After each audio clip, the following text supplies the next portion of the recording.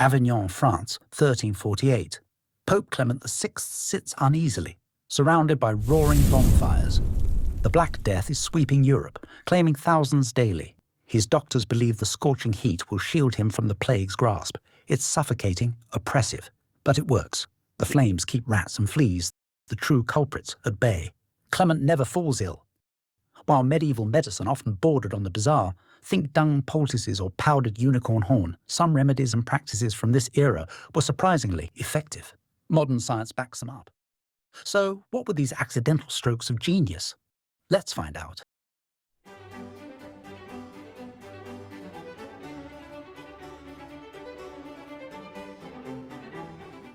One, herbal remedies. Medieval medicine gets a bad rap, and honestly, it's earned it. Doctors clung to the ancient theory of the four humours, blaming illness on imbalanced blood, phlegm or bile. Treatments like crushed emeralds or toad venom sound like fantasy novel rejects, but buried in the quackery were herbal remedies with real power.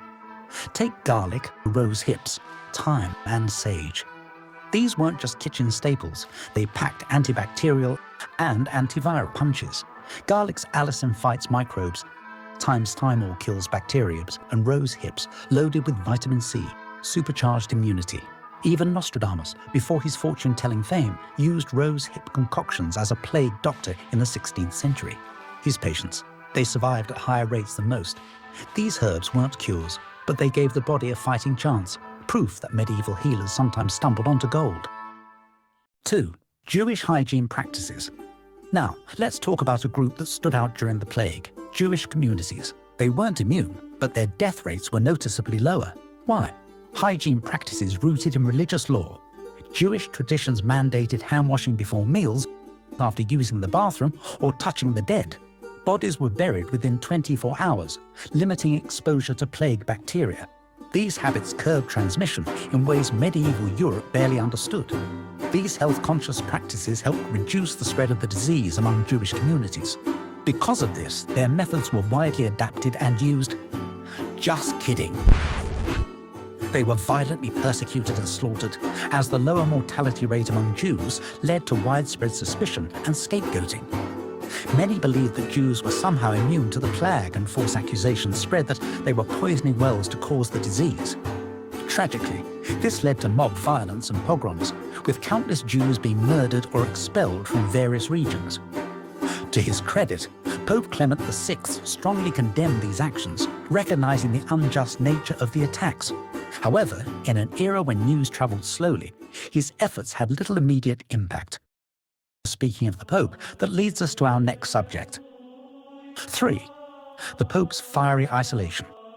Pope Clement VI managed to escape the Black Plague through an extreme yet effective method: fire. During the summer, when plague ravaged Avignon, the seat of his papacy at the time, the Pope sat between two massive burning bonfires. This likely saved his life, though people at the time would not have had a clear understanding why. In the early months of 1348, Guy de Chauliac, a cleric and the personal physician to Pope Clement VI, received alarming news. The Black Death was only weeks away from reaching the papal palace in Avignon. Guy, a scholar, feverishly looked through medical texts far and wide in an attempt to find a way to prevent his patron from catching the contagion. His medical sources suggested purifying the air with fire to drive away the plague. So, when the disease neared the Pope's palace, de Chauliac had massive fires lit within the grounds and arranged for Pope Clement VI to sit between them. The fires burned day and night for 4 months, while the plague ravaged Avignon. The intense heat kept rats and fleas at bay, and although thousands upon thousands of people died, the Pope remained safely isolated through the sweltering summer. Speculation has also abounded that his physician had also intended to install a rotary wheel under the Pope's chair in order to create delicious, succulent Pope kebab. It should be noted this speculation was done entirely by our editor, after eating strange mushrooms while lost in the woods. Regardless, the heat undoubtedly kept away the carriers of the Black Death. Unfortunately, such measures were impractical for nearly everyone else. 4. Fumigation. Medieval folks believed miasma or bad air spread disease. To fight it, they burned aromatic herbs like rosemary, camphor, and lavender, thinking the smoke would purify the air. Wrong theory, right results. These herbs released compounds like eucalyptol and thymol, which have natural antibacterial properties. Better yet, the smoke repelled rats and their plague-carrying fleas. Without knowing it, they were disrupting the disease's transmission. Not bad for a superstition. 5. Quarantine. Ever wonder where quarantine comes from? In Venice, locals noticed the plague seemed to spread from person to person, especially via ships. Their solution? Isolate incoming vessels for 40 days, hence quarantine. Ships anchored on remote islands, and anyone showing symptoms was whisked to isolated hospitals. This simple rule spared Venice the worst of the plague's wrath, letting the city rebound faster than most. The term quarantine eventually evolved to refer to any period of isolation, a concept that continues to be used today in public health practices to prevent the spread of infectious diseases.